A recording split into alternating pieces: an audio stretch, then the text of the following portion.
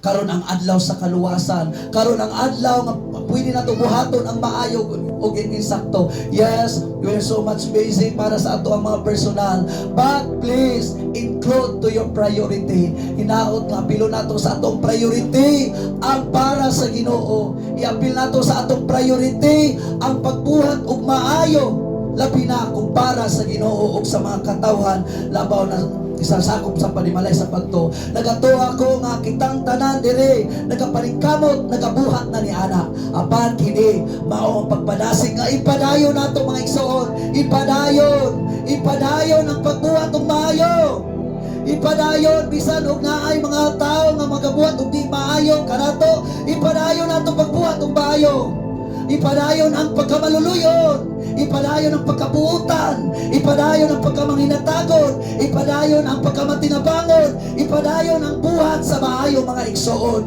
Mitras aduna pay panahon kay ang tanan atong pagpangabudlay dili makawang, ug ang tanan atong nga ikapugas mga kaigsuonan pagaanihon tara kini sa igo nga panahon, sa adlaw sa atong Dios mga kaigsuonan.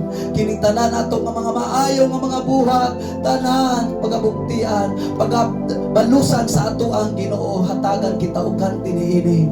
Busa mitras adunay panahon samtang kapaabot kita sa atong Ginoo, sama niini nga ulipon iyahang gigamit ini-increase ang maong talanton, ang mga gasa mga kaigsuonan, propita ka man, magtutudlo, magtatambag, manghinatagon, matinabangon, maluluyon, kana ipadayon mga kaigsuonan, ipadayon kana nato hangtod sa pagbalik sa atong Ginoo. Hallelujah! Aron mo tabo kita sa atong Ginoo nga malipayon. Lord, I'm here.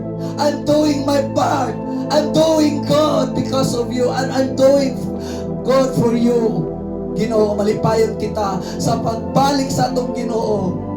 Ang Ginoo magaingon, aniyang akong anak, maayo nga ulipon, kasaligan nga ulipon. Tungod kay nagpadayon, nilahutay, naliwala daghanan ni bugnaw ang gugma, apan kita nagpadayon sa atong pagkamainiton diha sa Ginoo. Nagpadayon kita, malahutay kita mga kaigsuonan, aron ang ato ang Ginoo malipay kanato. Dumuyog ka sa kalipay sa imong agalon.